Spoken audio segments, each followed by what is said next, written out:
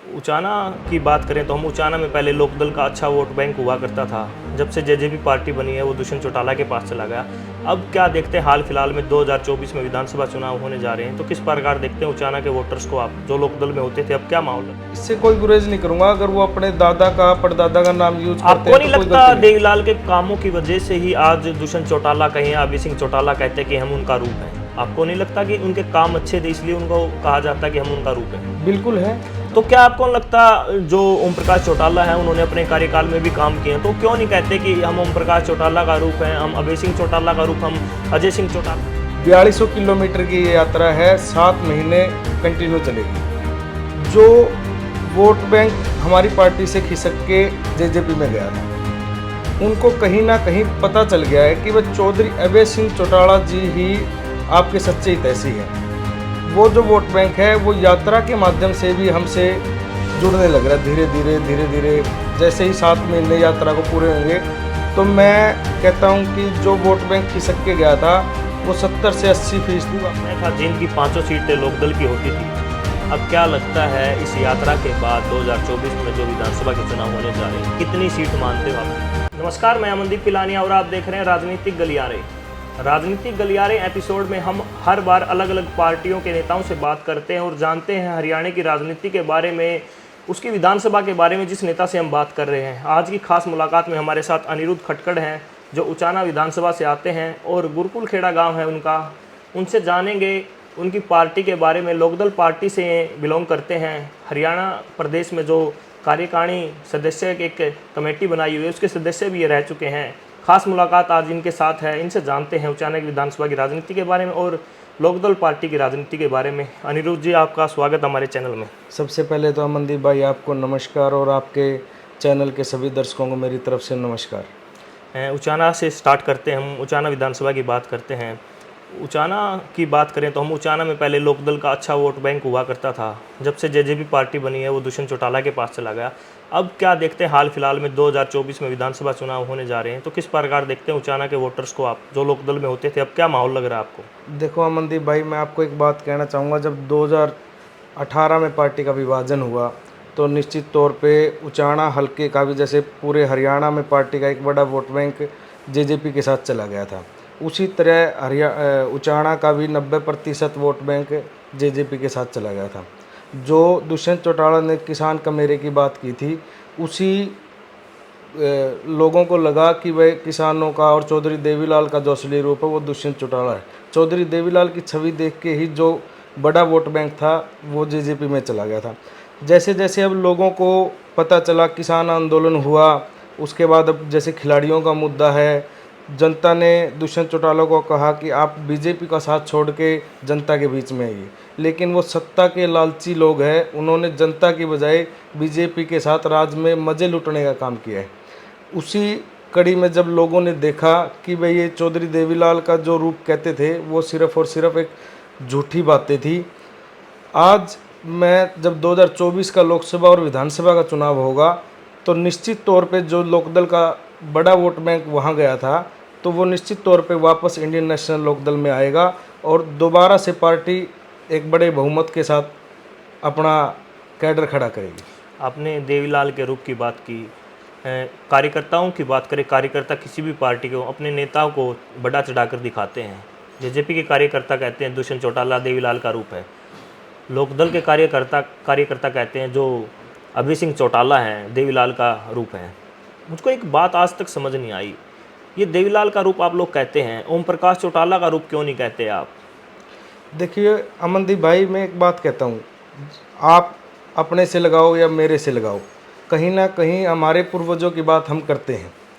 अब जैसे मैं बात कहता हूँ, मेरे दादाजी इस गांव के 25 साल सरपंच रहे, तो कहीं ना कहीं आज मेरे दादाजी का हम कहीं ना कहीं नाम तो लेते हैं, अपने पूर्वजों का नाम हर लेता है, हर आदमी यूज करता है। अब रही बात मेरे पिताजी खेती करते हैं।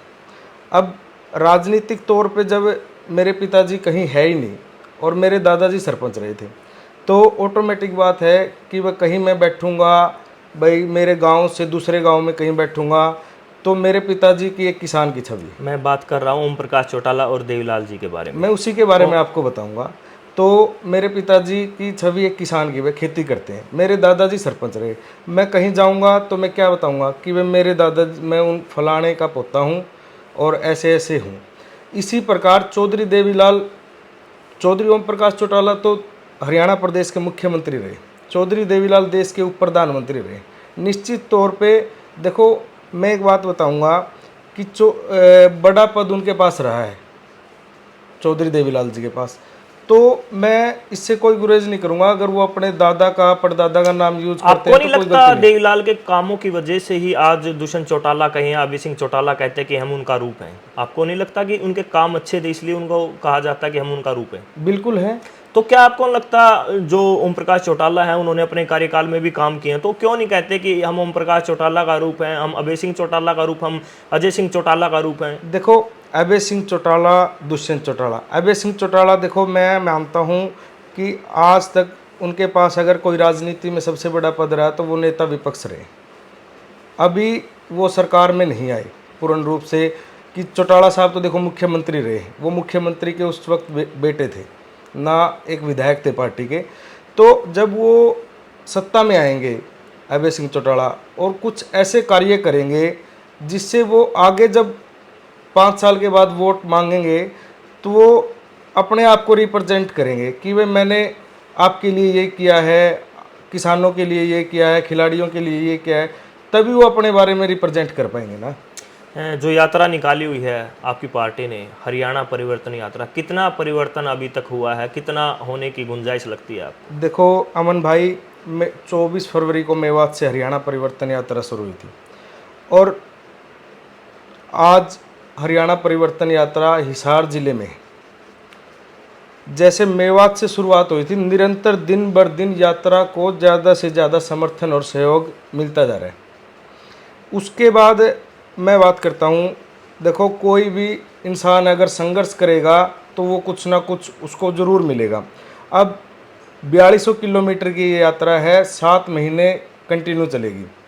जो वोट बैंक हमारी पार्टी से खिसक के जेजेपी में गया था, उनको कहीं ना कहीं पता चल गया है कि वह चौधरी अभय सिंह चौटाला जी ही आपके सच्चे हितैषी हैं।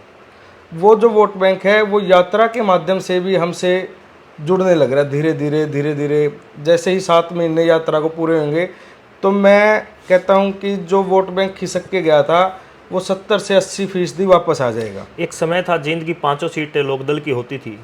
अब क्या लगता है इस यात्रा के बाद 2024 में जो विधानसभा के चुनाव होने जा रहे हैं, कितनी सीट मानते हो आप जींद विधानसभा से? देखो, मैं आज के अगर समय में मानता हूं तो जींद विधानसभा में कम से कम 5 में से 3 सीटें लोकदल जीत पाएगी। जींद जिले की बात कर रहे हो आप, 3 कौन सी सीटें हैं? 3 देखो, जुलाना में हम मजबूत हैं, उचाना में हम मजबूत हैं, क्योंकि उचाना की मैं बात करता हूँ, उचाना क्षेत्र से मैं बिलोंग करता हूँ। आज हम धरातल पे बैठते हैं, लोगों में बैठते हैं, गांव में बैठते हैं, शहर में बैठते हैं। आज दुष्यंत से भी परेशान है लोग और चौधरी वीरेंद्र सिंह से। आपने कहा कि हम उचाना में मजबूत हैं, लेकिन उचाना में कहीं ना कहीं चर्चाएं 2 परिवार की रहती है, चौटाला परिवार की और वीरेंद्र परिवार की। अब चौटाला परिवार की बात करें तो जितना भी वोट बैंक था वो दुष्यंत चौटाला के पास आज के समय दिखाई देता है। आप कहाँ देखते हैं, पिछले चुनाव में आपके ताऊ जी को भी टिकट मिली थी, क्या हालात पिछले चुनाव में रही थी? क्या लगता है आप उचाना में जो परिवारों की ये लड़ाई है, वीरेंद्र परिवार की और जो चौटाला परिवार की, खासतौर पर कहीं आप दुष्यंत चौटाला की, आप निकाल पाएंगे अपनी पार्टी को यहाँ से? अमन भाई, मैं एक बात कहता हूँ, जो हमारी पार्टी का कार्यकर्ता दुष्यंत के साथ गया था उनको एक बड़े सपने दिखाए गए थे कि भाई सरकार आएगी, दुष्यंत चौटाला मुख्यमंत्री बनेगा। और हमारे उचाना में एक बहुत बड़ी समस्या है, लोग ये कहते हैं कि हमें तो सीधा डायरेक्ट मुख्यमंत्री चाहिए, और मुख्यमंत्री के नाम पे चौधरी वीरेंद्र सिंह वोट लेते हैं और दुष्यंत चौटाला ने मुख्यमंत्री के नाम पे वोट लिए। लेकिन इन दोनों का अब जनता को समझ में आ चुका है। पिछले 50 साल से तो चौधरी वीरेंद्र सिंह, इनके वोट दे दो मैं मुख्यमंत्री बनूंगा। अब पिछली योजना में जब 2019 में चुनाव हुए तो हरियाणा प्रदेश में एक नारा लाया, आया सीएम आया। तो देखा उचाना वाले ने भी कि भाई मुख्यमंत्री बनेगा, वोट दे दो, युवा चेहरा है। अब उचाना के लोगों को दोनों की बातें समझ में आ चुकी है।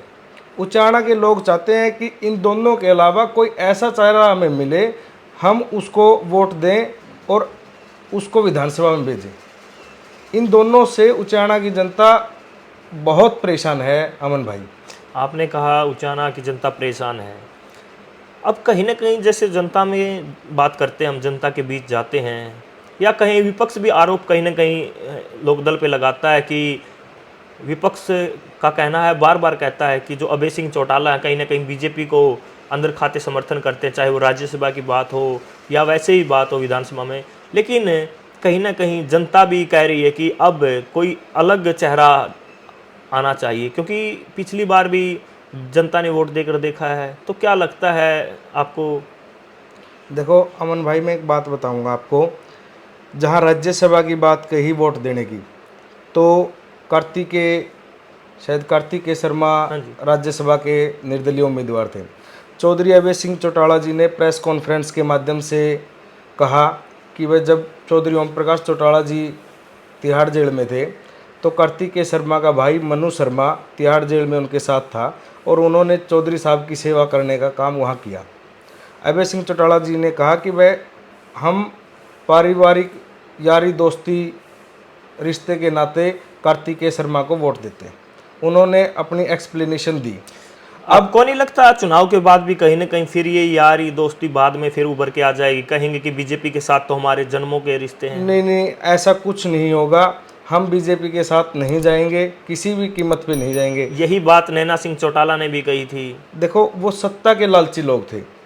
उन्होंने चौधरी देवीलाल का नाम यूज करके सत्ता को हथियाने का काम किया था। चौधरी अभय सिंह चौटाला जी तो त्यागी पुरुष है। चौधरी देवीलाल जी ने त्याग किया तो वो देश के उप प्रधानमंत्री बने। जब किसानों की बात आई, दुष्यंत चौटाला तो सत्ता में बैठ के मजे लूट रहा था। हमारे किसानों ने कहा कि वह दुष्यंत चौटाला जब पिपली में जो लाठीचार्ज हुआ था तो किसानों ने कहा कि वह आप इस्तीफा दे के हमारे बीच में बैठे, नहीं आए। किसान आंदोलन शुरू हो गया तो बात आई किसान आंदोलन में इस्तीफे की। पूरे भारतवर्ष में किसी ने इस्तीफा नहीं दिया। तब भी दुष्यंत चौटाला से किसानों ने मांग की कि आप इस्तीफा देकर गाजीपुर, सिंगू, टिकरी बॉर्डर कहीं भी आप इस्तीफा देकर हमारे पास बैठे। लेकिन विपक्ष ने तो उस समय भी आरोप लगाए थे कि जो अविश्वास प्रस्ताव पारित किया गया था, अभय सिंह चौटाला उससे बचने के लिए इस्तीफा दिया गया है। नहीं, ऐसा देखो, विपक्ष का तो काम ही एक होता है।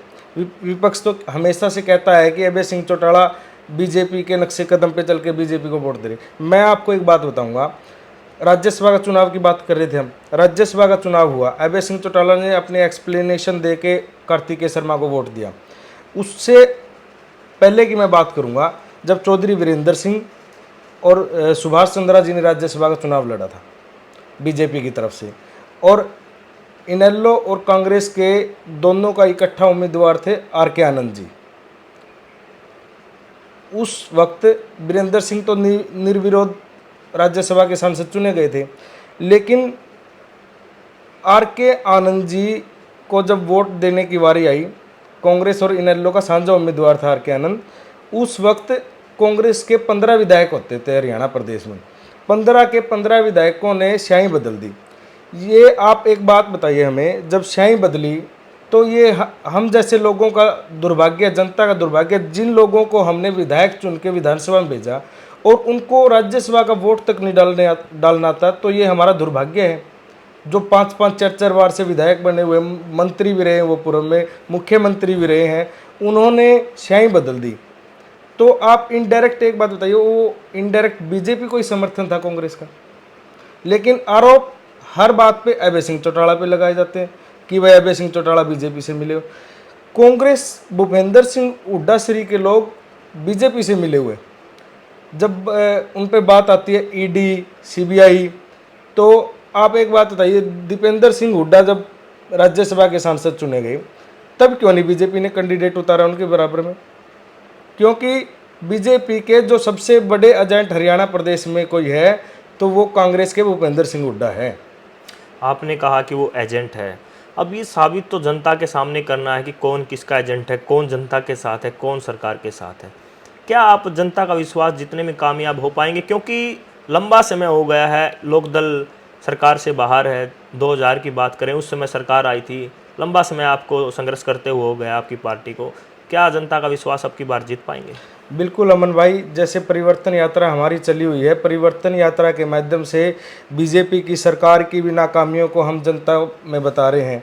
और जो ये बीजेपी की और कांग्रेस की जो मिली भगत है, इसके बारे में भी नेता बार बार गांव दर गांव परिवर्तन यात्रा के माध्यम से जा रहे हैं। तो इन सब की बेकायदियों को जनता के सामने बखूबी अच्छे तरीके से बताया जा रहा है। और निश्चित तौर पे 2024 में इंडियन नेशनल लोकदल की सरकार बनेगी और चौधरी ओम प्रकाश चौटाला के नेतृत्व वाली सरकार बनेगी। जिंद लोक जिले की बात करें, जिंद जिले में 5 सीट आती हैं। जब चुनाव होता तो चौटाला परिवार की तरफ से कहीं, अब 2 परिवार हो चुके हैं, अजय परिवार, अभय परिवार, 2 पार्टियां बन चुकी हैं, लोकदल है, जेजेपी। हर बार चुनाव में कोई न कोई चौटाला परिवार की तरफ से जिन से चुनाव लड़ता है। अब की बार क्या लगता है आपका, लोकदल की तरफ से कौन चुनाव लड़ेगा, मुख्य चेहरा? देखो अमन भाई, इस पे तो मैं अभी कुछ नहीं बता सकता, क्योंकि अभी 1.25 साल चुनावों में है। चर्चाएं गर्म है, अभय सिंह चौटाला जुलाना से चुनाव लड़ेंगे। देखो, चौधरी ओम प्रकाश चौटाला जी अगर उन्हें टिकट देके जुलाना भेजेंगे तो वो जुलाना से चुनाव लड़ लेंगे। टिकट तो घर की बात है। नहीं, देखो हमारी पार्टी के जो सर्वे सर्वा है, राष्ट्रीय अध्यक्ष है, वो चौधरी ओम प्रकाश चौटाला जी है। चौधरी ओम प्रकाश चौटाला जी का ही लोकदल में आखिरी निर्णय होता है। चौधरी अभय सिंह चौटाला जी पार्टी में प्रधान महासचिव है, वो राष्ट्रीय अध्यक्ष है। राष्ट्रीय अध्यक्ष जो मोहर लगा के उन्हें अगर जुलाना भेजेंगे तो वो जुलाना से लड़ेंगे, अगर उन्हें इलाहाबाद से ही लड़वाएंगे तो इलाहाबाद से लड़ेंगे। एक समय देखा हमने 2019 की बात करें, या वो उपचुनाव हुए या फिर नॉर्मल चुनाव विधानसभा का है, उसकी बात करें तो हम जिसको टिकट दी वो फिर टिकट लेने के बाद फिर बाद में पार्टी छोड़ देता है। ऐसा क्या चल रहा है लोकदल में? देखो कोई कार्यकर्ता, कोई नेता रुकने का नाम देखो अमन भाई, मैं एक बात बताता हूँ आपको। जो कार्यकर्ता पार्टी विभाजन के बाद लोकदल में रहा, वो आज भी लोकदल में ही है। लेकिन नेता अपनी महत्वाकांक्षाओं को पालते हुए पार्टी को छोड़ सकता है। नेता का काम क्या होता है? आज अगर हमारे पास ज़्यादा है तो हमारे पास आ जाएंगे, कांग्रेस के पास ज़्यादा तो कांग्रेस के पास चले जाएंगे, बीजेपी के पास ज़्यादा तो बीजेपी के पास चले जाएंगे। हाँ, कार्यकर्ता कोई छोड़ कर नहीं गया, नेता जरूर छोड़ के चले गए होंगे। नेता का तो क्या है, नेता का तो जहाँ पलड़ाबारी दिखेगा वहीं जाएगा, चाहे वो कोई भी हो। हरियाणा की बात करें, आप बार बार कहते हैं, आपके हर कार्यकर्ता यही कहते हैं कि ओम प्रकाश चौटाला मुख्यमंत्री बनेंगे, 2024 में लोकदल की सरकार आएगी। कितनी सच्चाई है? क्योंकि जो धरातल की सच्चाई वो आपको भी पता है, क्या फिलहाल चला हुआ है, कितनी सीटें लेके आएंगे आप? देखो, मैं आपको बता देता हूँ कि 2024 के जब लोकसभा और विधानसभा के चुनाव होंगे तो विधानसभा में हम पूर्ण बहुमत लेके आएंगे। जनता अब की बार पूर्ण समर्थन हमें देगी। जनता को परिवर्तन यात्रा के माध्यम से हम हर चीज़ समझाने की कोशिश कर रहे हैं कि कौन अपना है, कौन पराया है। जाट आरक्षण आंदोलन की बात कहूँगा, जब हरियाणा प्रदेश की सड़कों पर हमारे भाइयों को गोलियों से भुना जा रहा था, उस वक्त हरियाणा प्रदेश का कोई नेता हमारी कौम के साथ, हमारे समाज के साथ नहीं खड़ा हुआ। केवल चौधरी अभय सिंह चौटाला जी एक ऐसे नेता थे जिन्होंने कहा कि मैं नेता बाद में हूँ और मैं जाट पहले हूँ। आपको लगता है ये बयान और ये जो खुल के समर्थन अभय सिंह ने किया था 2016 में, उससे कहीं ना कहीं दूसरी जातियों का जो वोट बैंक है कहीं ना कहीं खिसकने का काम हुआ है? देखो अमन भाई, दूसरी जातियों को इस बयान से कोई फर्क नहीं पड़ना चाहिए, क्योंकि नेता 36 बिरादरी के देखो उन्होंने कहा कि मैं राजनीति से ऊपर उठ के मेरे समाज के लोगों के साथ खड़ा हूँ। जब राजनीति की बात आती है तो चौधरी अभय सिंह चौटाला भी 36 बिरादरी के मुद्दों को उठाते हैं। आप विधानसभा में ले लीजिए, विधानसभा में जब कोई मुद्दा उठाते हैं अभय सिंह चौटाला, आपने भी देखा होगा आप, तो वो कभी किसी जाति विशेष का मुद्दा तो नहीं उठाते। अब हरियाणा प्रदेश का कोई विकास का मुद्दा हो, कोई भी और अन्य मुद्दे हो सकते हैं, वो समूचे प्रदेश का मुद्दा होता है, उसमें ना तो कोई जाति आती। अब विकास, सपोज करो आप हरियाणा प्रदेश में कोई फैक्ट्री लग रही है, तो उसमें ये तो नहीं है कि जाट समाज के लोग काम करेंगे, उसमें 36 बिरादरी के लोग काम करेंगे। वो जब आंदोलन चला था तो उन्होंने कहा था कि मैं जाट समाज के लोगों के साथ हूँ और राजनीति से ऊपर उठ के मैं उनके साथ हूँ। जब राजनीति की बात आती है तो वो 36 बिरादरी के नेता होगी।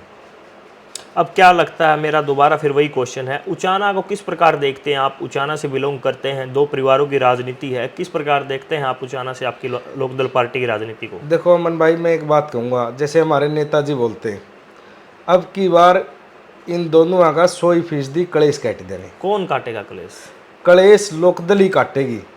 पुराना अगर इतिहास आप उठा के देखोगे तो हमेशा किसी का अगर कलेश काटने का काम किया है तो वो इंडियन नेशनल लोकदल ने किया है। इंडियन नेशनल लोकदल एक ऐसी पार्टी है जो जिसने कभी ये नहीं देखा कि भाई ये पैसे वाला आदमी है इसको टिकट दे दो। आपके पास बहुत सारे ऐसे उदाहरण होंगे जो सिर्फ एक गरीब घर के परिवार के बच्चे को इंडियन नेशनल लोकदल टिकट देती है और उसको विधायक मंत्री तक बनाती है। आपको नहीं लगता जो अभी हाल फिलहाल में चीज़ें चली हुई हैं उसको लेके हम बात करें तो अच्छा रहेगा? जो पीछे की बातें हैं, आप कह रहे हैं कि हम दोनों को हराने का काम करेंगे, लेकिन किस प्रकार, क्या रोड मैप तैयार किया हुआ पार्टी ने? क्योंकि अभी तक कोई बड़ा चेहरा उचाना से दिखाई नहीं देता चुनाव लड़ने के लिए। अमन भाई देखो, इनेलो की अगर मैं बात करूं, इनेलो ने कभी बड़े चेहरे पे दाव नहीं खेला। इनेलो तो हमेशा एक नॉर्मल से परिवार के किसान के बेटे को चुनाव लड़वाती है और चुनाव लड़वाती है और एरिए के लोग ही, जो भी हमारा कैंडिडेट आएगा, किसान परिवार से कैंडिडेट आएगा, उसको हल्के की जनता ही जितवाने का काम करेगी। पार्टी तो टिकट देगी, जनता ही उसको सहयोग और समर्थन देगी। और अब की बार देखो, मैं एक बात बताता हूँ कि लोगों को पता चल गया कि चौधरी वीरेंद्र सिंह को हम यहाँ से जितवा देते हैं या दुष्यंत चौटाला को यहाँ से जितवा देते हैं। उनको अगर अपनी समस्याएं बतानी होती है तो वो दिल्ली और चंडीगढ़ बुलाते हैं। मतलब हल्के में तो उनका आवागमन बहुत कम है। हमारे लोगों को दिल्ली या चंडीगढ़ जाना पड़ता है। अगर हम अब किसी काम के लिए दिल्ली या चंडीगढ़ जाएं तो कम से कम मैं मानता हूँ 5 से 10 हज़ार रुपये का खर्चा आ जाता है। 1-2 आदमी साथ भी जाता है, खाने का भी खर्चा है, गाड़ी का तेल भी है। तो अब की बार जनता को समझ आ गया, भाई चौधरी वीरेंद्र सिंह को जितवा दो, दिल्ली चंडीगढ़ के चक्कर काटने, दुष्यंत को जितवा दो, दिल्ली चंडीगढ़ के चक्कर काटने। हम एक ऐसा अपने एरिया का युवा नौजवान चेहरा पकड़ेंगे और उसको विधायक बनाएंगे और हमारी समस्याओं का निपटारा उचाना से ही होगा।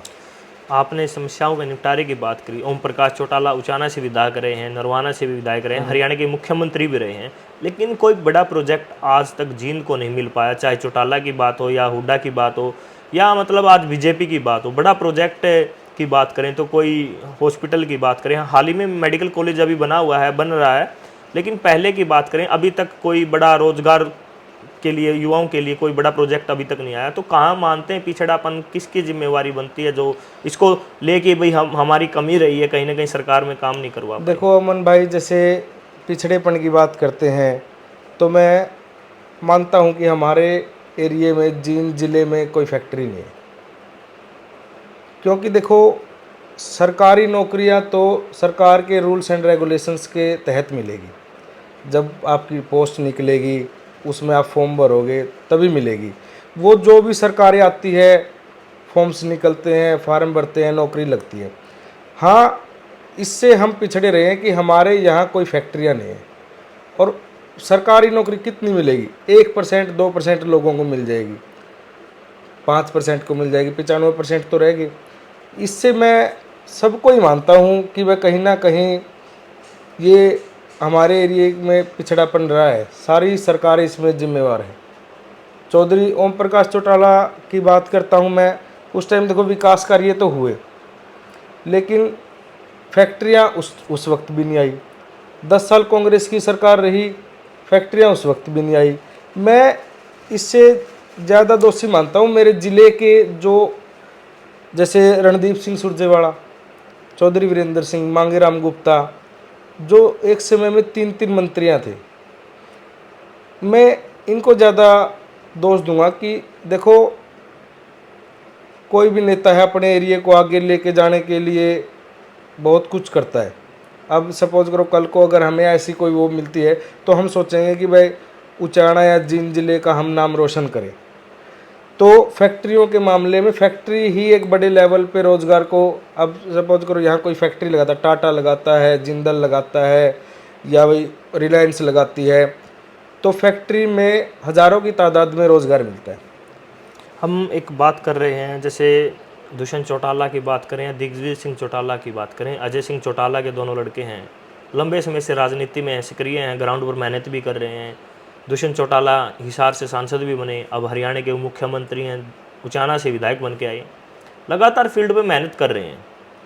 लेकिन कहीं ना कहीं दिग्विजय सिंह चौटाला ने एलनाबाद उपचुनाव के समय कटाक्ष किया था कि जो लड़के 11 बजे उठते थे वो आज 6 बजे उठकर ग्राउंड पर मेहनत कर रहे हैं। कहीं ना कहीं कर्ण चौटाला और अर्जुन चौटाला पर उन्होंने एक कटाक्ष किया था। क्या लगता है आपको, कर्ण सिंह चौटाला और जो अर्जुन चौटाला है ग्राउंड पर मेहनत कर पाएंगे? अर्जुन चौटाला जैसे मेहनत करें दिग्विजय और दुष्यंत? देखो अमन भाई, आज आप परिवर्तन यात्रा देखो, आज अभी खोल लो, यात्रा चली हुई है।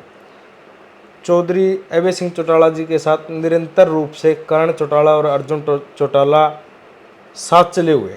मेवात से यात्रा शुरू हुई थी, तकरीबन 9-10 जिले कवर हो गए हैं, तो तब से और अब तक दोनों साथ चले हुए। और रही बात ये, लेकिन यात्रा में दिखाई दे रहे हैं, यात्रा से पहले की बात करें, जिस प्रकार जींद को गढ़ माना जाता है लोकदल का, उस प्रकार जींद में दिखाई नहीं देते। कोई कार्यक्रम होता है तो अर्जुन सिंह चौटाला, कर्ण सिंह चौटाला आ जाते हैं, लेकिन बाद में कहीं दिखाई नहीं देते। अमन भाई देखो, निरंतर सुख दुख में आते हैं, कोई कार्यक्रम होता है तो उसमें आते हैं। जैसे पार्टी के आदेश हो गए उसी हिसाब से पार्टी में अगर कोई जींद में कार्यक्रम होता है, कर्ण भाई साहब को भेजती पार्टी तो कर्ण भाई साहब आते हैं, अर्जुन भाई साहब को भेजती है तो अर्जुन भाई साहब आते हैं। अब कोई भी नेता है या कोई नेता के बच्चे हैं तो एक पार्टी प्रोग्राम के तहत ही पहुंचेंगे। अब जैसे उचाना में सपोज करो किसी की शादी है तो उसमें पहुंचते हैं, या किसी के भाई दुख की घड़ी है कोई, उसमें पहुंचते हैं, या कोई पार्टी ने कह दिया कि उचाना जाके मीटिंग लेनी है तो उचाना आके मीटिंग भी लेते हैं। ये तो दुष्यंत और दिग्विजय का तो एक प्रचार है कि भाई वो 11 बजे उठते हैं और फील्ड में नहीं रहते, एलनाबाद उपचुनाव में वो 6 बजे उठ के, ऐसा कुछ नहीं है अमन भाई, ये तो विपक्षियों का प्रचार है। आप अभी कभी जब नेता आएंगे मैं आपको इनविटेशन दूंगा, आपको दिखाऊंगा कि कर्ण भाई साहब आए, अर्जुन भाई साहब आए, तो मैं दिखाऊंगा कि भाई वो अपने समय पे पहुंचते हैं और नेताओं से, कार्यकर्ताओं से मिलते हैं। ऐसा कुछ नहीं है कि वो 11 बजे उठते हैं और मिलते नहीं या फील्ड में काम नहीं करते, निरंतर फील्ड में काम में लगे हुए हैं। ये थे हमारे साथ अनिरुद्ध खटकड़, इन्होंने अपने विचार रखे उचाना की राजनीति को लेकर। हरियाणा में जो पार्टी की यात्रा चली हुई है, लोकदल पार्टी की हरियाणा परिवर्तन यात्रा, उसको लेकर भी इन्होंने खास तौर पर अपने विचार रखे। इनका कहना है, वर्कर हैं, पार्टी के पदाधिकारी हैं, इनका कहना है कि 2024 में जो लोकदल है पूरे बहुमत के साथ आएगी। हर कार्यकर्ता का अपनी पार्टी के साथ जो जज्बा होता है वो देखने लायक होता है, क्योंकि लंबे समय से बात करें तो पार्टी के नेता हैं, पार्टी के कार्यकर्ता हैं, लगातार मेहनत करते हैं पार्टी के लिए, इनका भी जज्बा है अपनी पार्टी के प्रति। और उचाना विधानसभा की बात करें, उचाना विधानसभा से बिलोंग करते हैं, उचाना में राजनीति गरमाई रहती है, क्योंकि वीरेंद्र सिंह की बात करें या दुष्यंत चौटाला की बात करें, इन दो परिवारों का यहाँ पर कब्जा है राजनीतिक तौर पर। अब देखने वाली बात है लोकदल पार्टी क्या अपना खोया हुआ वोट बैंक दोबारा वापस पा पाएगी या नहीं पाएगी, क्योंकि जो आज जेजेपी के पास वोट बैंक है वो पहले लोकदल का होता था, आज जेजेपी की तरफ है। अब किसान आंदोलन के बाद कहीं ना कहीं दुष्यंत चौटाला का जो ग्राफ है गिरने का काम हुआ है, क्योंकि पहले दुष्यंत चौटाला का जो ग्राफ होता था बहुत अच्छा होता था, लेकिन जब सरकार में आए हैं गठबंधन के साथ, जेजेपी उस बीजेपी की गठबंधन सरकार बनी, उसके बाद कहीं ना कहीं लोगों में दुष्यंत चौटाला से नाराजगी है। इन्होंने भी खास तौर पर विचार रखे उचाना की राजनीति को लेकर और हरियाणा की राजनीति को लेकर। तो आपको ये वीडियो कैसे लगी, कमेंट बॉक्स में अपनी राय जरूर बताएं और इस वीडियो को ज़्यादा से ज़्यादा शेयर करें। धन्यवाद।